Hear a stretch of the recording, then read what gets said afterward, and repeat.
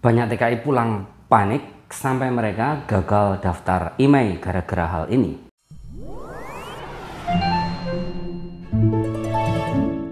Halo teman-teman semuanya, kita pantau penerbangan kemarin dari Taiwan ke Indonesia ya. Banyak teman-teman yang meneruskan perjalanan itu mereka panik sehingga mereka tidak daftar IMEI. Dan ini yang terjadi ketika tidak daftar IMEI ya, dengan HP-HP yang kita bawa dari luar negeri. Jadi infonya kemarin itu yang penerbangan dari Taiwan ke Surabaya itu kan ada yang langsung transit ya, ada yang transit putus. Nah, mereka yang kemarin kejadiannya itu yang langsung transit ke Surabaya pakai Garuda itu penerbangan dari Jakarta jam 17:10.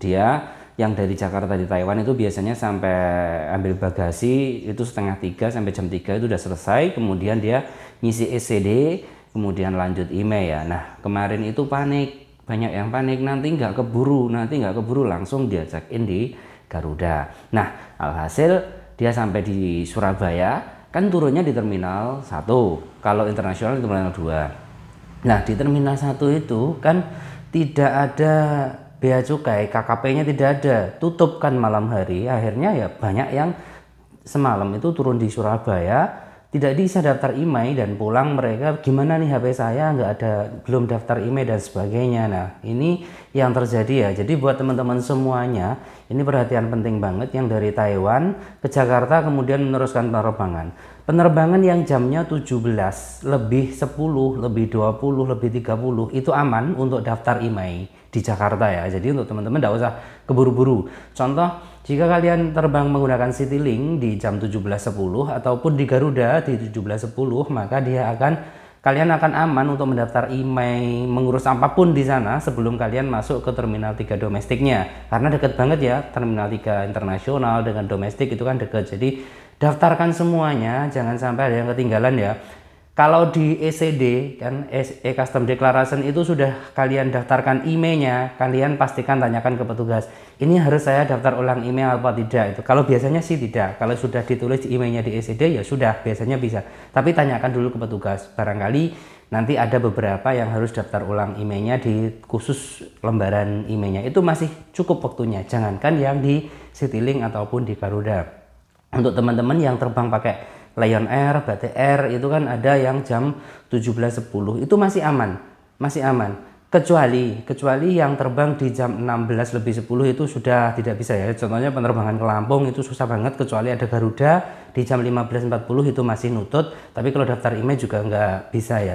Untuk teman-teman semuanya, kalau yang mau daftar IMEI di penerbangan penerusan setelahnya itu nggak bisa karena dia turunnya di terminal domestik ya. Bisanya gimana? Kalau udah sebelumnya itu udah dapat barcode, maka datang saja ke KKP di waktu yang lain, itu masih dilayani dan masih bisa.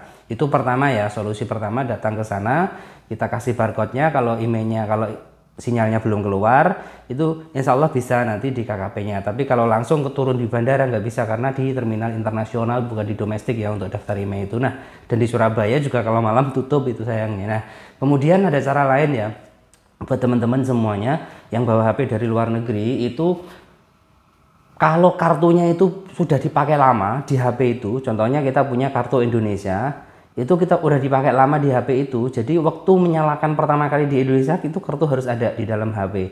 Nah, itu 90% berhasil ya. Jadi mereka yang tidak daftar IMEI, IMEI-nya dicek di Kemenperin itu tidak terdaftar, tapi keluar sinyal, itu adalah kartu yang dipasang pertama kali saat HP nyala di Indonesia. Itu bisa, masih dikasih kompensasi mungkin ya dari pemerintah. Ini informasinya juga nggak tahu, cuman saya coba di beberapa HP itu memang bisa. Jadi kartu yang kita masukkan ke HP pertama kali saat kita datang ke Indonesia, atau kartu yang sudah kita pakai lama di HP itu, kartu Indonesia, itu akan keluar sinyalnya. Tapi kalau diganti kartu biasanya nggak keluar sinyalnya. Ini contohnya ada juga nih.